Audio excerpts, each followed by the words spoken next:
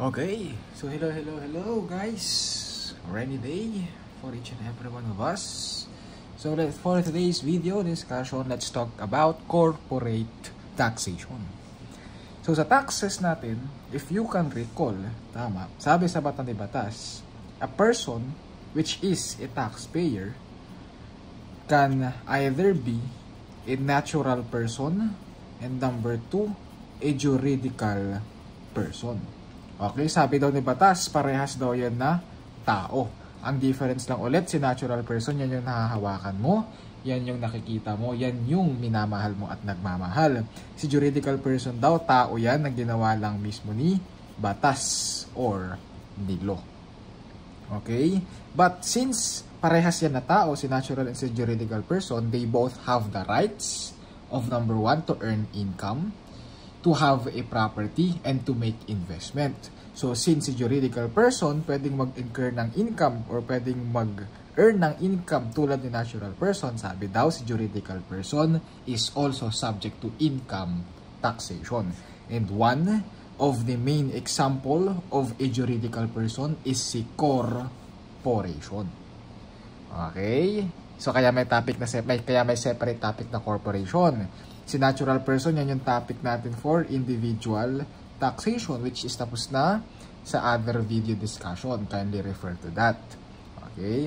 Ngayon, dito sa corporate taxation natin, I highly recommend na pumunta ka muna sa individual taxation. Kasi there are concepts na the same. For example, na lamang sa taxes natin, yung taxes for final withholding tax and capital gains tax. Sa individual taxation, the same lang sa corporations. Mayroon lang konting twist and differences, which is yun yung i-discuss natin for this discussion or for this video discussion. Hindi na natin i-dig into deeper yung final withholding tax and capital gains tax na ginawa natin before sa individual taxation. Dito yung differences na lang yung i-focus natin. Okay? Sige. So, sabi sa Section 22 of the Tax Code, corporation includes number 1 daw, one-person corporation. So, bagong update yan sa Create Law natin. Before kasi, ang corporation, usually, it composes of 2 or more persons. Sabi daw, beginning sa Create Law natin, pwede na daw si one-person corporation. Corporation yan na it composes only of 1 person. Okay? And sabi daw, sa Section 22, si corporation daw, it also includes partnership. Or parang ang sinasabi lang dito, si one-person corporation, si partnership, same si joint stock companies, joint accounts associations, and insurance company. Sabi daw, they are treated as corporation. Ang key concept lang natin dito is yung taxation na i-discuss natin sa corporate taxation, yun din daw yung taxes na ini-impose dito sa mga juridical persons na yan. Okay? In short, they are all treated as corporation. Meron tayong topic sa susunod na discussion, which is si partnership. Ang i-take note lang natin, si partnership are taxed like a corporation. Kaya very important din na ma-master mo si corporate taxation kasi gagamitin mo din yan and i-apply mo lang yan kapag nasa partnership taxation na tayo. Okay? And in accordance also with Section 22, ang sabi daw dyan, corporations does not include number 1, general professional partnership. Okay? Yung partnership na tinutukoy dito, yan yung ordinary partnership. Pag sinabing ordinary partnership, hindi daw siya general professional partnership. Si general professional partnership, yan yung si A and si B, pareha CPA, gumawa ng CPA firm. Bakit ito gumawa ng CPA firm? To practice their profession. General Professional Partnership. Diniscuss mo na yan sa law on business or sa partnership and corporation na law natin. Diniscuss din yan actually sa AFAR natin, which is si partnership. Pero for this day, mag-focus tayo sa taxation purposes. Okay? So sa number 2 daw, it also does not include joint venture and consortium that are for construction projects. Sinabi yan sa Presidential Decree number 929 noong May 1976. Yung construction project daw dapat, yung main purpose niyan is to assist the local contractor by pooling their resources. And yung number 2 daw na joint venture or consortium that is not treated as a corporation is yung engaged daw in a petroleum, coal, geothermal, or any other kinds of energy. Provided that these joint ventures, yung dalawang joint venture na yan, dapat daw lisensyado yan ni Philippine Contractor Accreditation Board or si PCAB. Saan daw yan nakikita? Sa Department of Trade and Industry. Okay? Dapat alam mo na hindi kasama sa corporations itong tatlong yan. Okay, bakit? Kasi these corporations are actually exempt from income taxation.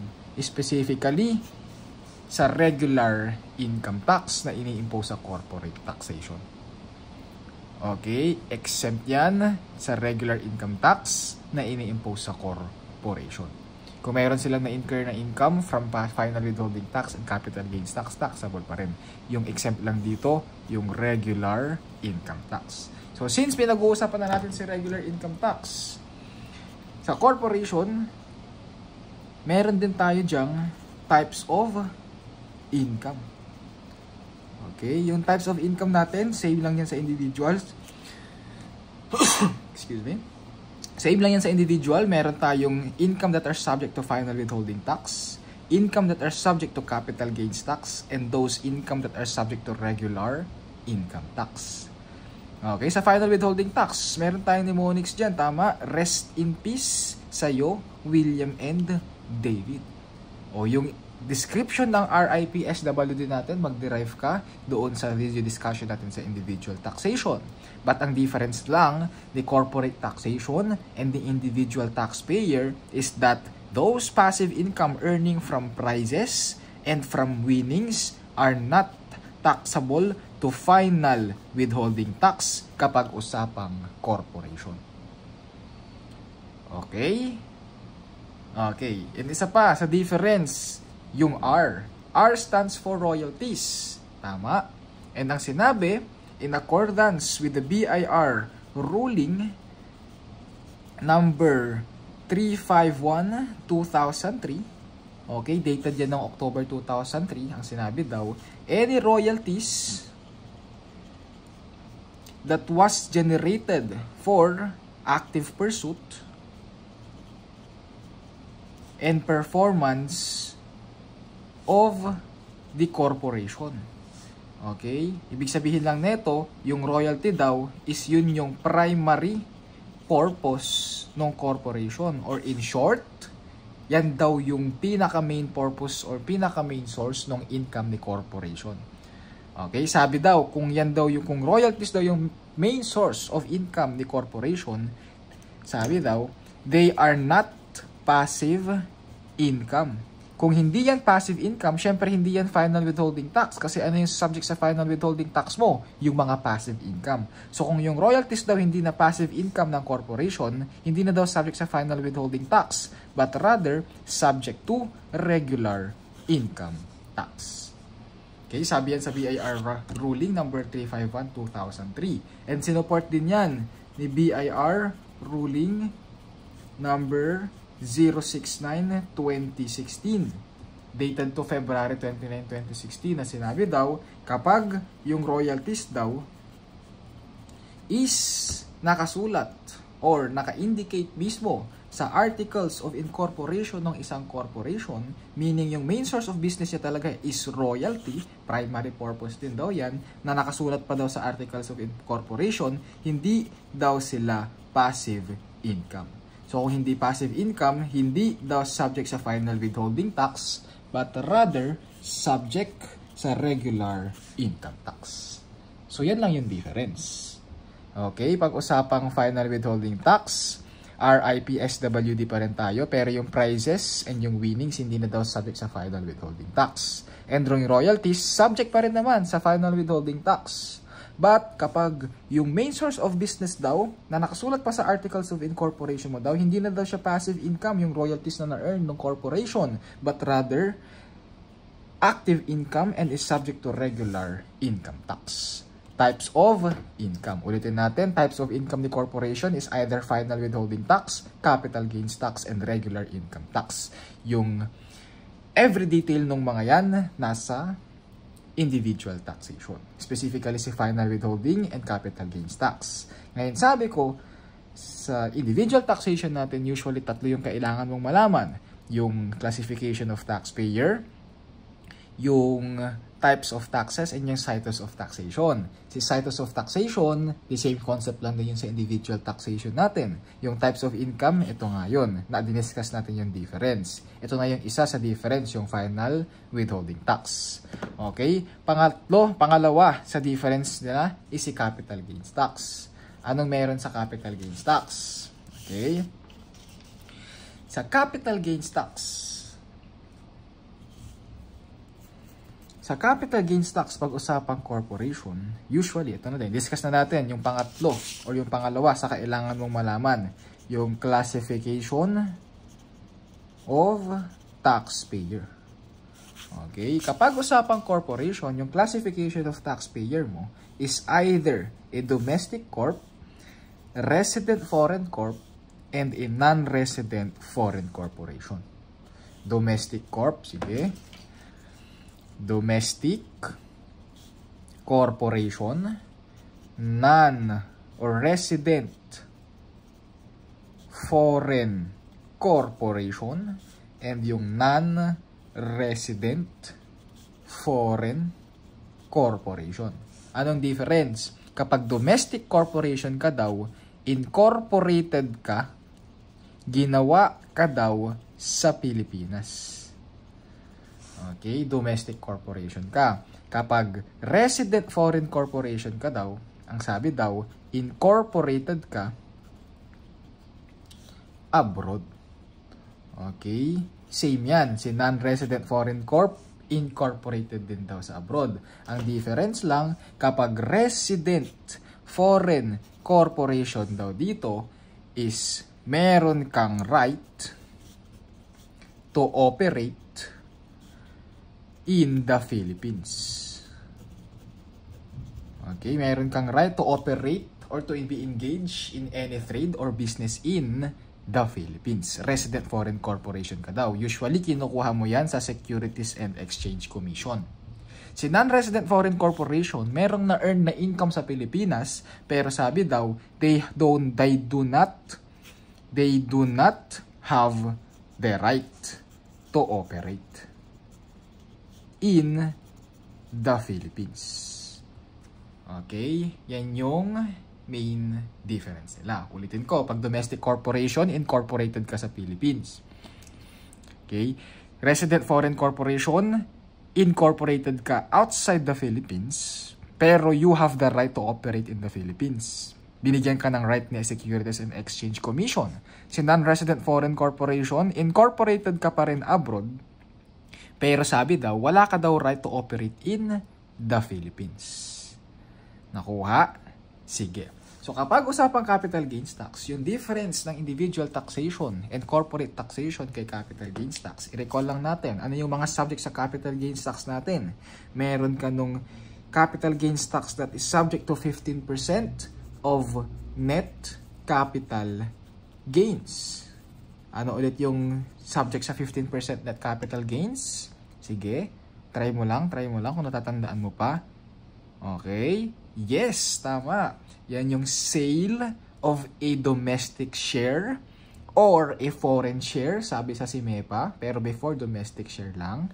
Okay? It is sale of a domestic share or of a foreign share that is not listed to stock exchange. Subject daw yun sa 15% of net capital gains tax.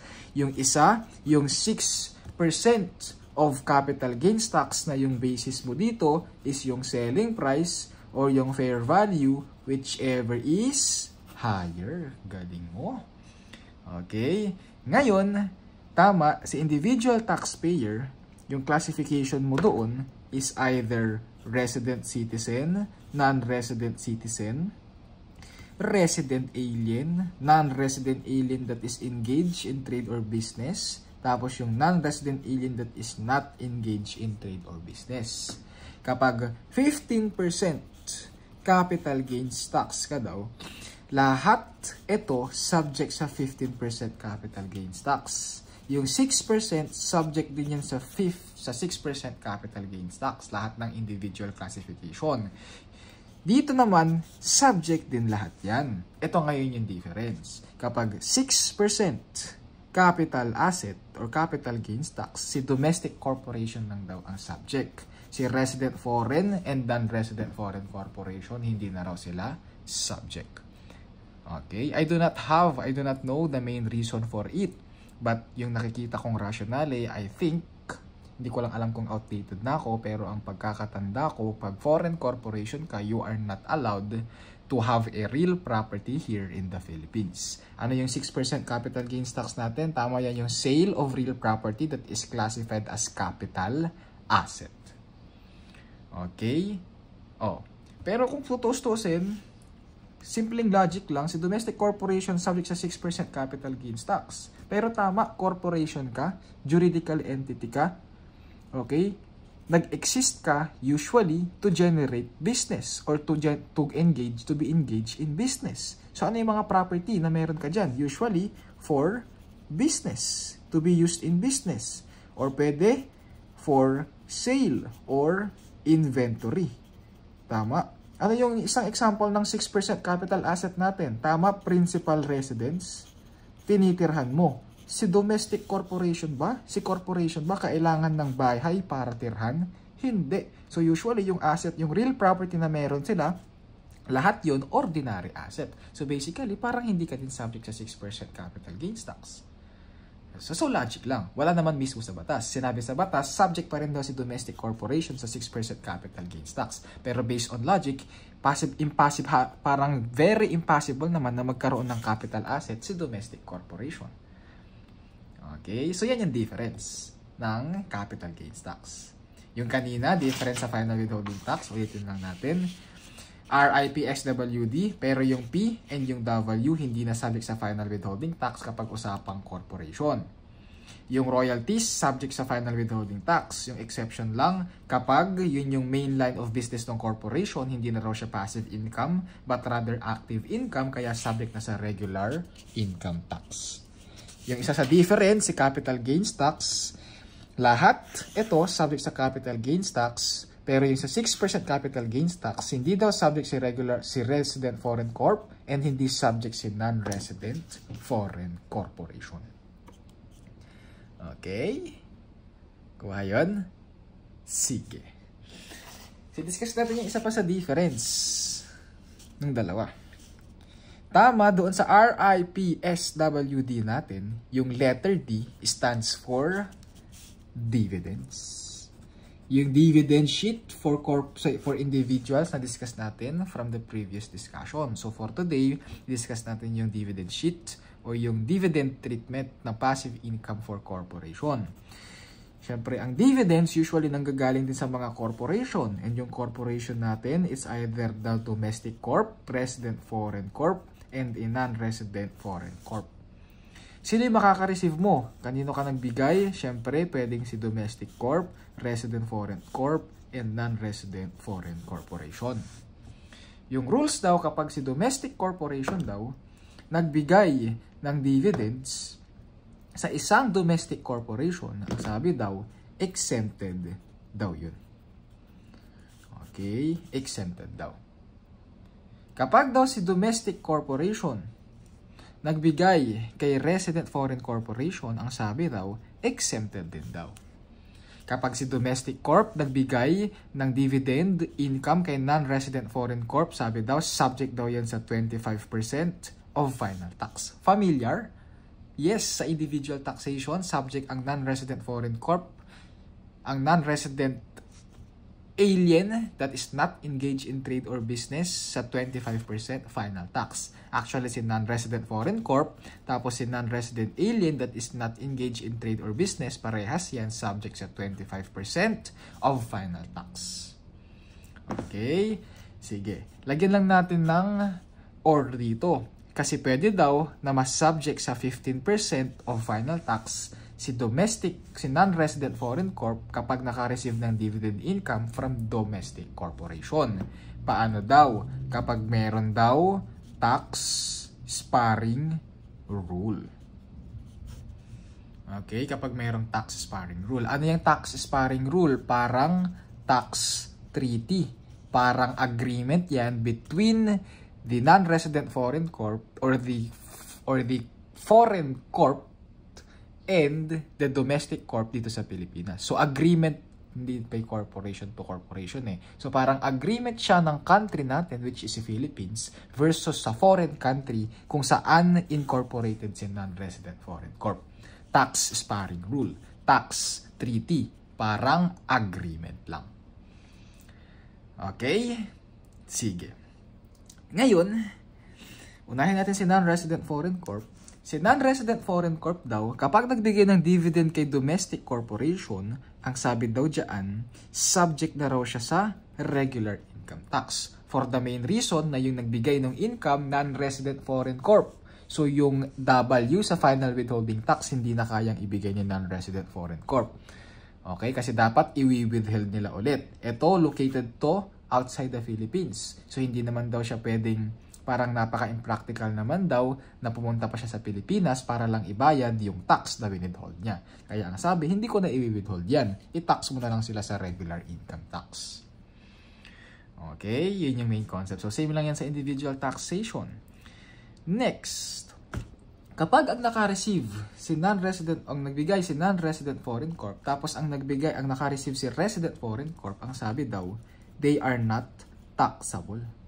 Okay? Bakit? Territoriality theory na yan. Same yan dito. Hindi na sila taxable. Ang nagbigay, non-resident foreign corp, so foreign sources of income yan. Ang naka-receive, foreign corporation, so non-resident alien yan. Tama? Kapag domestic corp, resident foreign corp, and non-resident foreign corp, sa situs of taxation, same lang yan. Taxable yan sa income na na-earn niya within the Philippines. Lahat yan taxable, hindi taxable outside the Philippines. Ang exception si domestic corporation. So ito, naka-receive si resident foreign corp, naka-receive si non-resident foreign corp from anong income, dividend, saan nanggaling, foreign sources. Kaya sabi, hindi na raw taxable. Territoriality theory. Okay? Sige. Ngayon ito, si resident foreign corp. Ito kasi, doble cara. Okay? Paano doble cara? Dalawa daw pagkatao niyan. Pwede daw kasi na-treated siya as, o yung income na na-receive from resident foreign corporation is earned inside the Philippines, or pwede daw na-earned outside the Philippines. Paano daw? Depende raw. Kapag naipasa daw, or kapag hindi naipasa, yung predominance test. Okay, meron tayong tinatawag na predominance test.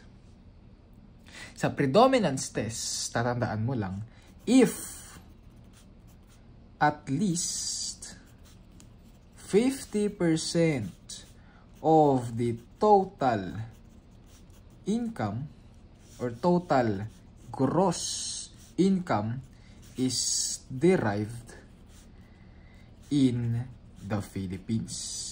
Kapag ganyan daw nangyari na at least 50% ng total gross income, pag sinabing total gross income, yan yung world income. Kapag sinabing world income, yan yung income na na-earn mo from Philippines tapos outside the Philippines. Pag sabi daw, pag si resident foreign corporation daw, at least 50% daw ng total gross income is na-earned sa Philippines daw.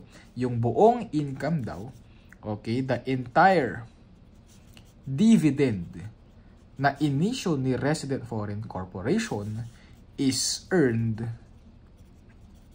in the Philippines. Yan yung rule natin. Okay, kung babalik na rin natin, syempre, if daw at least or if less than 50% of total gross income is derived in the Philippines, so mas mababa raw, less than 50% daw lang ng total gross income yung na-earn sa Philippines, ang sabi daw, the entire, take note mo yung word entire, okay? Entire dividend is earned abroad. Okay? So, yan yung sinasabing dalawang doble cara. Pwede daw kasi na yung resident foreign corporation na income dito is na earned inside the Philippines kapag naipasa yung predominance test. Pwede din daw na Hindi na ipasa kapag hindi pumasa sa predominance test. Okay? Ngayon, kapag pumasa daw sa resident foreign corporation sa predominance test, ang sabi daw dyan, they are, kapag naka-receive daw si domestic corporation from a resident foreign corp, tapos pumasa sa predominance test, sabi daw, exempted din daw. Okay? Sige.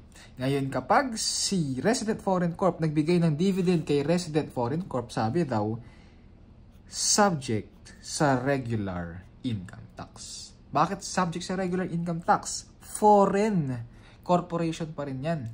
Okay? Kung foreign corporation pa rin yan, sabi daw, parang malabo na i-apply ulit yung withholding concept. Kaya subject na lang natin sa regular income tax. Okay? Kapag non-resident foreign corp naman, subject sa saan? 25% pa rin ng syempre, final tax pa rin tayo. Paano, sir, kapag hindi na ipasa? Eto yan. Pag hindi pumasa, same treatment yan tayo dito sa baba. Subject to sa regular income tax, exempted, not taxable ito dahil sa territoriality theory, and not taxable ito dahil sa territoriality theory. Okay, so yan yung dividend sheet natin. Ito yan. Okay, sir, bakit ito? Bakit exempt yung mga yan? Yan yung concept na tinatawag nila na intercompany dividends. Okay, dahil daw yan sa intercompany dividend. Anong concept ng intercompany dividend, sir? For example daw, si domestic corporation, let's say for example, sige, dito na lang. Sigit ko dito Okay. For example, si domestic corporation, tama, it composes of stockholders. Okay, may mga stockholders yan. Let's say for example, yung stockholder niya si A, tapos si B, which is both an individual taxpayer. Tapos isa sa stockholder niya is si corporation letter Z. Si corporation daw, or si letter Z daw, is a corporate taxpayer. Okay? Tama, si A and si B nakakuha ng dividend. Sabihin na natin, resident citizen yung mga yan. Anong tax rate na itong mga to? Subject yan sa final withholding tax of 10%. Ngayon, si corporation daw, ang sabi, i-exempt daw natin yan. Bakit natin i-exempt? Kasi si Z corporation, it composes again of many stockholders. Let's say for example, si Z corporation, it composes of letter C, D, and E, which are all individual taxpayers. Itatax mo ulit yan. Saan? 10% of final withholding tax. O, isipin mo, kapag itong dividend income na to, tinax kay Z ng 10% of final withholding tax, tapos yung income o yung dividend na i-declare ni Z, which is part niyan, yung income na na-receive niya kay domestic corporation, itatax din sa 10% final withholding tax. Tama, parang napaka taas ng burden na binigay kay letter Z. Tinaksan na siya kanina, itataksan ulit siya dito. Kaya anong sabi? Alisin daw natin yung isa dito, i-exempt na lang natin. Intercompany dividend. Para daw to prevent the concept of direct double taxation. Yan yung iniiwasan. Direct double taxation. Kaya sa dividend sheet natin, i-exempt natin daw kapag domestic corporation. Okay, so yan for dividends. Okay na? Okay tayo? Sana okay Sana nag-gets po pa. Okay. Sige. Lagyan ko lang ng asterisk ito and bilugan ko na rin. Kapag naka-receive daw si domestic corporation ng dividend income from non-resident foreign corporation, kung mapapansin mo, regular income tax yan, tama. Kanina, exempt sila. Sabi daw ito, pwede daw ma-exempt din yan. Paano daw ma-exempt? Meron tayong requirements. Okay? Ito yung mga requisites to be exempt. Requisites to be exempt. Number 1. Dapat daw yung dividend income na na-receive, okay, na na-receive or ni-remit sa Philippines, sabi daw, dapat daw yan is reinvested, ni-reinvest daw natin in business operation. Ni-reinvest daw ni domestic corporation sa isang business operation. Okay, sa business operation din niya. Sabi daw, within the next taxable year. Okay, within the next taxable year, dapat daw ni-reinvest niya yung dividend income na na-receive niya sa business operation din niya. Okay, number 2 requirement. Sabi daw, the dividend income can only be reinvested dito sa mga to. Letter A, working capital requirements. Letter B, capital expenditures. Letter C, pwede din daw na pambayad mo ng dividend. Or pwede rin daw, letter D, investment. Pwede mo daw siyang i-invest in domestic subsidiaries. Take note, dapat specifically minimit mo tong requirement na to. Sabi domestic subsidiary. So kung yung subsidiary mo foreign subsidiary, hindi mo mamimit yung requirement. And kapag na-break mo yung isa sa requirement dito, hindi mo na pwedeng i-avail yung exception dito. Okay, pwede ba ma-exempt pa? Pwedeng ma-exempt ito. Number 3 requirement. Let number 3. Sabi daw, dapat yung domestic corporation na makaka-receive ng dividend is holds directly at least 20% in value of ordinary share of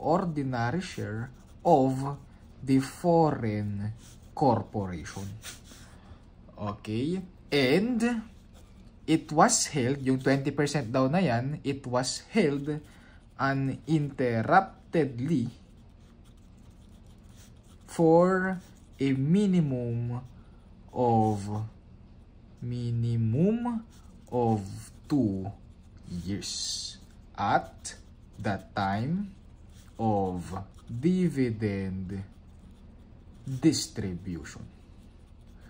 Okay, so ang haba, para di ko na naiintindihan. O shortcutin natin yung sa lingwaheng maiintindihan mo. Syempre Tagalog yan. Sabi daw, magiging exempt daw yung non-resident, magiging exempt daw yung na-receive na dividend income ni domestic corporation kay non-resident foreign corporation, or hindi magiging subject sa regular income tax, or magiging exempt nga katulad nito kapag daw na-meet mo yung mga requirement na to. Una daw, dapat daw yung dividend income na nakuha mo, ni-reinvest mo din sa business operation mo. Na dapat daw ni-reinvest mo siya within the next taxable year. Within the next taxable year na na-receive mo yung dividend. Okay? Na dapat daw yung pinag-reinvestan mo na business operation is either doon sa working capital requirement lang. So, sa working capital lang nung business mo. Or pwede din daw na ginamit mo yung dividend income na na-receive mo for capital expenditures. Pwede din daw na ginamit mo yung dividend income na nakuha mo for dividend payments. Or nag-invest ka rin daw. Na provided na nag-invest ka daw dapat sa isang domestic subsidiary.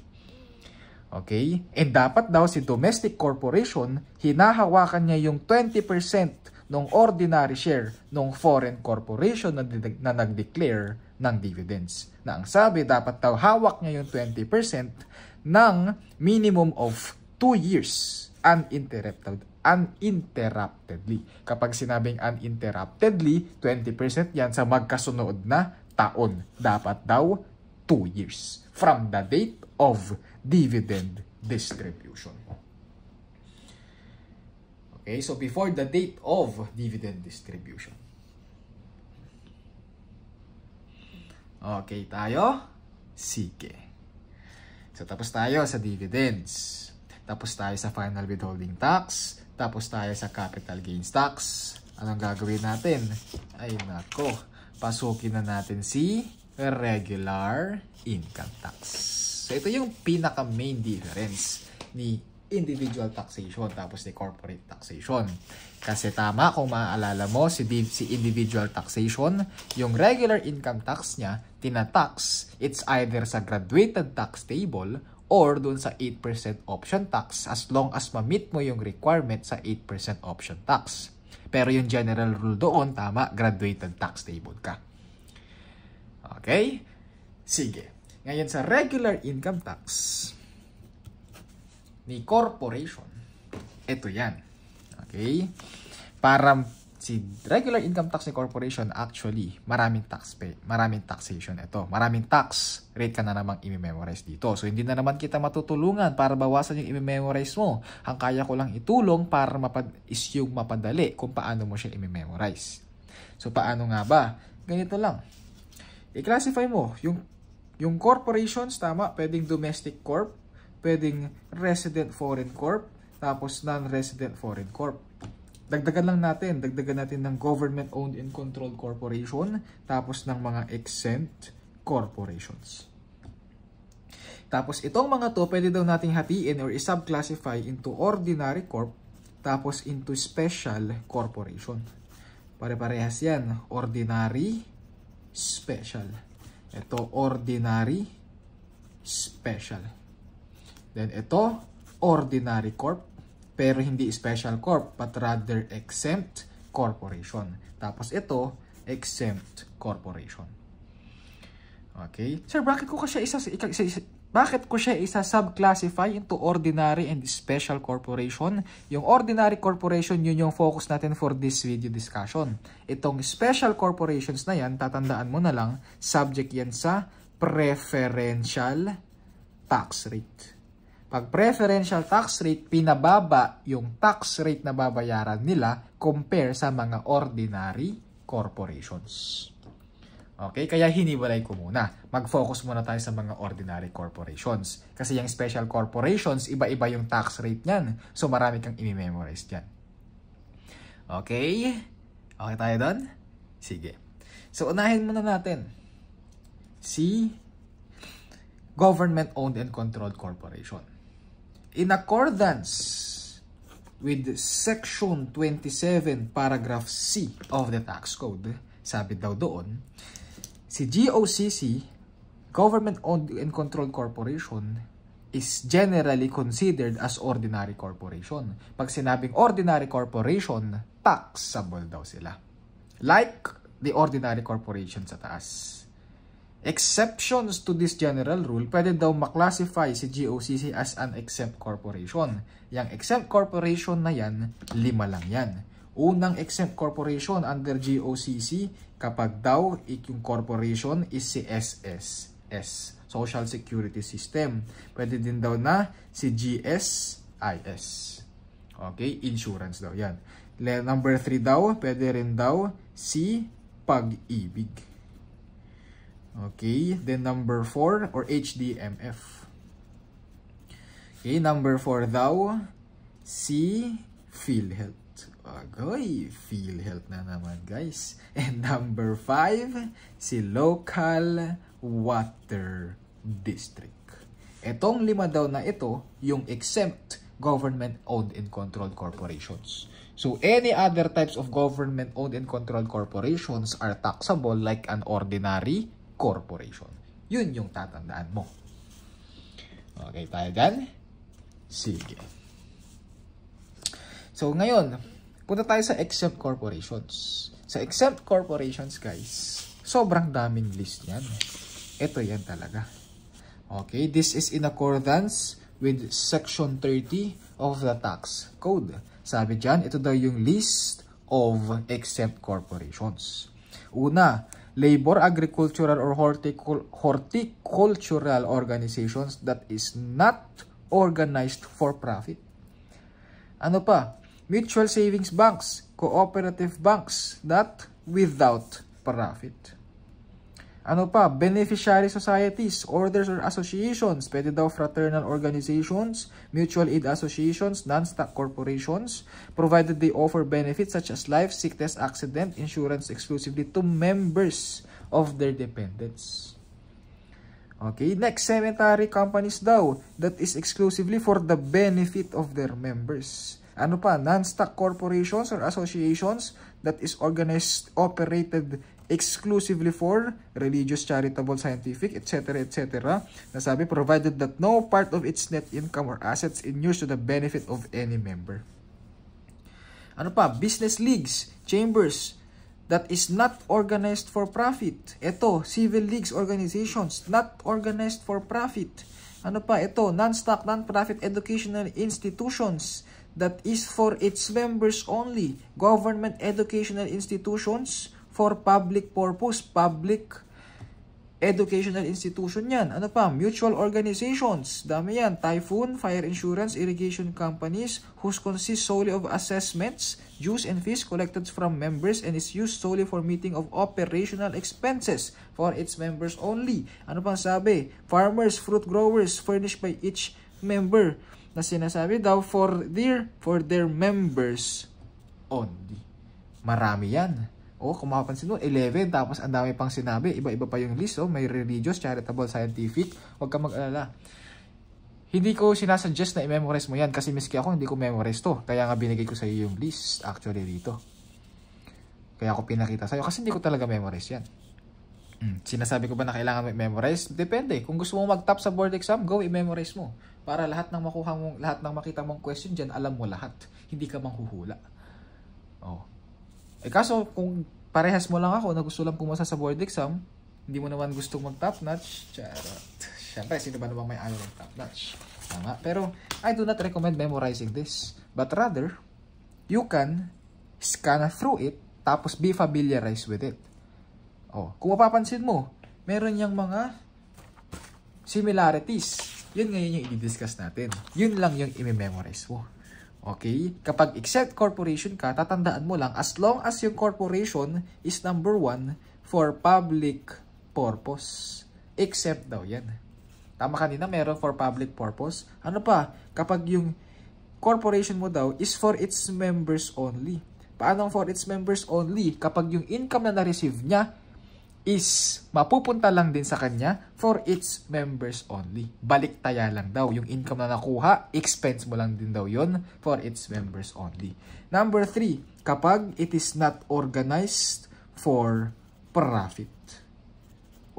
Kapag isa sa tatlo na yan, exempt corporation yan. So, wag mo nang i-memorize yung 11 na yun. Pinahirapan mo lang yung sarili mo. Dito ka mag-memorize. Isa itong tatlo na to. Okay? So, tapos tayo. GOCC, exempt corporations. Pasukin natin si domestic corporations, resident foreign corp, and non-resident foreign corp. Okay? Pero, sa ordinary corporations lang muna tayo, ha? Okay. Kapag domestic corporation ka, and ordinary corporation ka, pwede ka daw mas subject sa regular corporate income tax and sa minimum corporate income tax. Na ang tax rate daw pag ordinary domestic corporation, sa RCEP daw it can either be 25% or 20% na ang basis it is yung net taxable income. Pwede ka rin daw mas subject sa MCIT which is yung 2% of the gross income. I-take note ko, gusto kong i-emphasize, it's either of the two. Si regular corporate income tax or si minimum corporate income tax. It's either of the two yung babayaran mo. Hindi ka pwedeng matax ng sabay sa kanilang dalawa. Okay, mamaya i-discuss natin sila. Okay, sa ngayon, tax rate lang muna. Kapag ordinary resident foreign corporation ka, yung tax rate mo sa RCEP is 25% lang. 20%, hindi yan available sa'yo. Subject ka ba sa MCIT? Yes, subject ka sa gross income din. Ito, net taxable income rin. Okay? Pag non-resident foreign corporation ka, subject ka ba sa RCEP? Yes. Na 25% pa rin. Pero ito, final tax yan. Kapag sinabi mong final tax, yung tax base mo dyan, gross income. Subject ka ba sa MCIT? No. So, yan yung tatandaan mo. Yung special corporation, yung mga special corporations, discuss natin yan some other time. Sa ngayon, for ordinary corporation muna tayo. Okay? Sige. Sir, ano tong 20% na yan? Okay? Yung 20% na yan, merong requisite para ma-avail mo yung 20% na yan. Una, dapat daw yung net taxable income ng corporation is, or net taxable income is below or is equal to 5 million pesos. Okay? So, net taxable income of 5 million and below. Number 2 requisite daw, dapat daw yung total asset excluding the value of the land is 100 million pesos and below. Ito pa, huwag mong tatandaan. These two must be met ng sabay. Kaya word yan. Or kaya end yung word dyan. Okay, dapat yung net taxable income does not exceed 5 million pesos. And dapat yung total asset, excluding the value of the land, is not exceeding 100 million pesos. Pwede mo raw i-avail yung 20% na reduced RCET rate. Okay? Kuha? Sige. Sir, paano kapag hindi ko na-meet yung isa? 25% ka na. Paano pag hindi ko na-meet dalawa? 25% ka na. Paano pag hindi sinabi sa problem ito? 25% ka pa rin. Okay? Yan yung assumption mo. Ito yung general rule. 25%. Provided, eto, since meron tayo mga update sa taxes, provided that this 25% is started beginning July 1, 2020. Okay? Yung 25% na yan, nag-start lang yan ng July 1, 2020, ah. Okay? And yung 20%, nag-start din ng July 1, 2020. So, before July 1, 2020 kasi, yung tax rate mo dito is nasa 30%. Okay? Before July 1, 2020, ang tax rate mo 30%. Same yan dito. This 25% is beginning July 1, 2020. Before nyan, yung tax rate mo 30% din. Okay tayo? Sige. Ngayon, ito, 25% final tax. 25% final tax, nag-start yan beginning January 1, 2021. Anong tax rate, sir? Before January 1, 2021, 30% din lang. Okay, 30% of final tax yan, syempre. Okay, yung date lang, yung naiba. Kanina, ito nag-start ng 2020, July 1. Ito, nag-start na ng January 1, 2021. Okay tayo? Sige. Emphasize ko lang din itong isa pa. Si MSET. Merong instances na yung MSET na yan is nabawasan. Sabi daw, MSET rate is reduced to 1% from July 1, 2020 to June 30, 2023. Okay, kapag na-subject ka daw sa MSET during these dates, ang tax rate mo daw 1% instead of 2%. Sir, paano pag before July 1, 2020? 2%.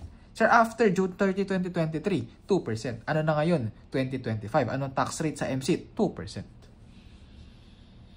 Okay, gusto ko lang malaman mo na merong 1% reduced tax rate kasi mamaya baka sa test mo, baka sa board exam, ang binigay na date 2020 to 2023. So just be careful with it. Oh, baka mahirapan ka pang tandaan yung July 1, 2020 to June 30, 2023. Siguro naman hindi. Bakit? Tandaan mo lang, pandemic years. COVID-19, 2019, nagkaroon tayo ng pandemic, nagkaroon ng lockdown 2020, July 1, 2020. Bumalik usually June 30, 2023. Bumalik sa normal ang lahat ng medyo. Okay? Sige. Ngayon, ito tandaan mo. Requisites to be taxed at MSET. Okay? Ito yan. Discuss natin si MSET. MSET, baka hindi mo maintindihan yung sinasabi ko kanina. Ang ibig sabihin ng MSET, minimum corporate income tax. Yung kanina, yung RCET, regular corporate income tax. Regular lang yung R. Okay, sabi dyan, you are imposed to MSIT if, number 1, you have 0 taxable income. Or, pwede rin daw, number 2, you have negative taxable income.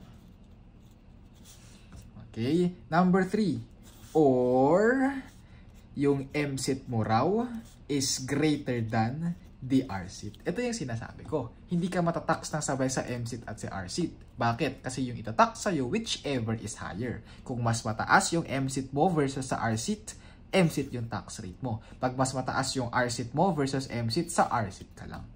Kailan ka masasabik sa MSIT? Kapag 0 taxable income or kapag negative taxable income or kapag mas mataas yung MSIT kaysa sa RSIT. Provided that you can only be imposed to MSIT if or beginning on the 4th taxable year immediately following the taxable year. Okay. So, yan tayo. Okay na tayo? Sige. Sir, parang lugi ah. Bakit ganun? 0 taxable income. Negative taxable income. Tama, nakalos ka na. Nakalos na nga ako, sir. Itatax pa ako sa MSIT. Bakit naman ganun? Tama, yung tinatax mo, income. Pag wala kang income, dapat wala kang tax. Yan ang akala mo. Ano yung basis ng MSIT mo? Gross income. Okay, ano difference mo ng gross income, sir? Ganito yan. Meron kang sales. Less ka ng cost of sales. I-plus mo daw yung non-operating income. Masasolve mo daw yung gross income. Ito yung subject sa MSIT. Less ka ng operating expenses or yung mga allowable deductions natin, tsaka mo lang masasolve yung net taxable income. Ito ngayon yung basis ng RSIT natin. Okay tayo? Sige. Pero parang ano sir, parang napakalaking burden pa rin daw ng MSIT natin. Paano kapag ka nalugi ako talaga dahil sa mga events? Meron naman daw relief. Or pwede naman daw na hindi ka masubject sa MSIT. For these events only. Specifically, these events only. Wala nang lalagpas dito. Kapag nagkaroon ka daw ng losses on account of prolonged labor disputes. Okay? Kapag prolonged labor disputes, ang assumption mo dito usually 6 months. Sir, ang English, ang lalim, di ko maintindihan. Para madali mo intindihan, ang ibig sabihin lang ng number 1 natin, nagkaroon ka daw ng loss. Bakit? Dahil daw may nagwelga. Sino nagwelga? Mga empleyado mo. Yung welga ng empleyado mo, mahaba daw, matagal daw, na usually 6 months para matawag na mahaba. Sabi daw yung loss na na-incur mo daw dito, hindi daw subject sa MSIT. Okay? So kung net taxable loss ka, 0 yung tax payable mo. Kung net taxable income ka, or net taxable loss ka, or 0 taxable income ka, 0 yung income mo. Kasi yung net taxable income mo dito, magiging 0. Yung gross income mo rito, kahit na 1 million pesos yan, as long as na yung loss mo dito is nanggaling sa labor dispute, sabi daw, hindi ka raw subject sa MSIT, subject ka lang sa RSIT. So magkano tax payable mo? 0. Okay? Number 2, kapag daw nagkaroon ka ng loss due to force majeure. Si force majeure para lang yung fortuitous event. Nagkaroon ka ng loss. Dahil di natin inaasahan, nagkaroon ka ng loss. Force majeure daw yun. Okay? Then number 3, kapag meron daw legitimate business reverses. So itong tatlo lang yung sinabi sa batas specifically para maging exempt ka sa MSIT. Okay? Sige. Ito lang yung rules na kailangan mong tandaan sa MSIT na naman ulit. Okay? Sa MSIT, meron tayong tinatawag na excess MSIT carryover.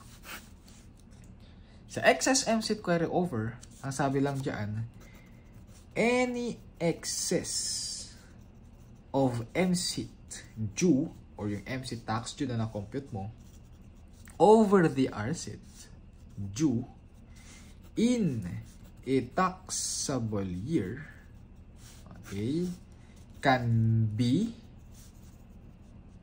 carried over as a tax credit for the next 3 succeeding years. Yan yung sabi sa batas. Okay, so ang haba na naman, di ko na naman maintindihan. Ito lang yan. Kapag daw na subject ka sa MSIT, yung sobra daw nung MSIT mo, i-less mo daw yung RSIT. So yung sobra daw dyan, yan yung excess MSIT. Yung excess MSIT daw natin dito, pwede mo daw siyang gamitin as tax credit sa loob ng 3 magkakasunod na taon. So, okay, 3 magkakasunod na taon. Pwede mo daw siyang gamitin as tax credit. So, ano ba yung tax credit na yan? Ito na naman. Gross income, operating expenses. Na-solve mo yung net taxable income. Ilalagay mo yung rate dyan. Okay, yung rate dyan. Makukompute mo si tax due. Yan yung tax na supposed to be babayaran mo. Meron kang less tax credit. Kapag sinabing tax credit, parang yan yung tax na binayaran mo na before. Na pwede daw gawin as deduction para ma-solve mo yung tax payable. Yung tax payable mo, yan lang yung kailangan mong bayaran sa BIR. Okay? Ito yung imposed na tax sa'yo, si tax due. Okay? I-less mo yung tax credit, yan yung tax payable mo. Okay? Huwag ka malilito. Iba yung tax due sa tax payable, lalo na kapag may tax credit. Pero sir, paano pag walang tax credit? E di yung tax due mo is equal to tax payable. Sa mga tanungan, usually, kailangan mong maging careful. Kasi yung tanong minsan, tax due. Yung minsan ang tanong, tax payable. Na-compute mo yung tax due. Nasa choices, sinagot mo na yung tax due. Aba, mali. Bakit? Meron pang tax credit eh. Tapos ang tanong, tax payable. O, mamamali ka talaga dun. So, just be careful. Okay? Ngayon, si excess MSIT daw, sabi daw, pwede mo daw siyang i-claim as tax credit sa tax due natin. Kailan daw? For the next 3 succeeding years. Sir, paano pag 4th year? Kung siya i-claim, hindi na pwede. Nag-i-expire daw kasi yung MSIT natin or yung excess MSIT natin. Pwede mo lang daw siya i-claim into 3 succeeding years. Okay? For example, meron kang na-incur na MSIT ng 2023. Kailan mo daw siya pwedeng i-claim as tax credit? Sa 24, 25 hanggang 26. Sa 27 daw, hindi na raw pwede.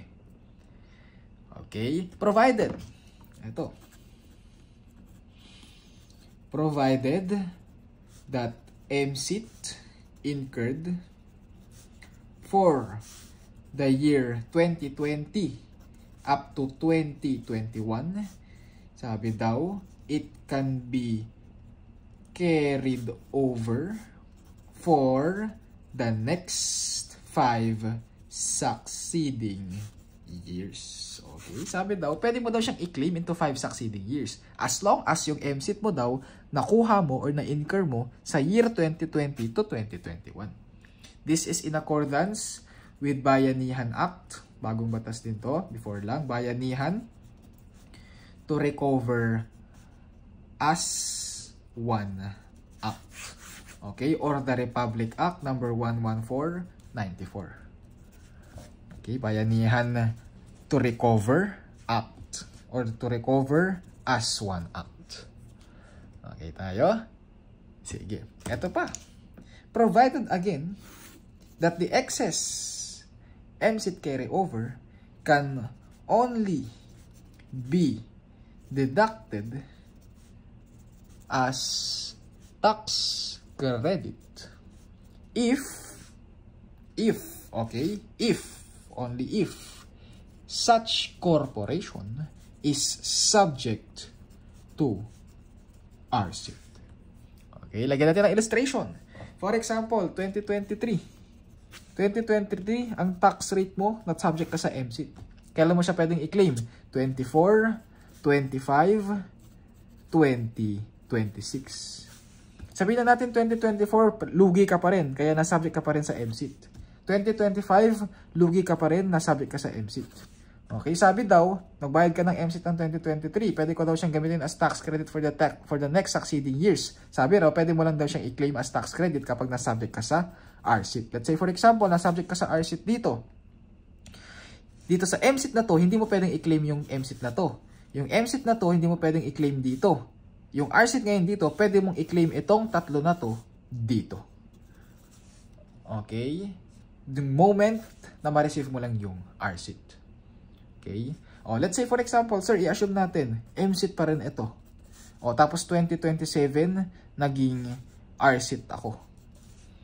Ano yung pwede kong i-claim as MSET? Tandaan mo, up to 3 succeeding years lang. So, ito, nag-expire na. Ano na lang pwede mong i-claim? Ito na lang, tapos ito na lang. Okay, yan yung simpleng illustration. Pero wag ka mag-alala. Bibigyan kita ng additional illustration. Sagutan natin yung mga problems na ipinrovide natin dito para ma-materialize natin yung mga questions. But for now, let's have a take break and proceed ka sa next video discussion. Ciao, have a good day and God bless.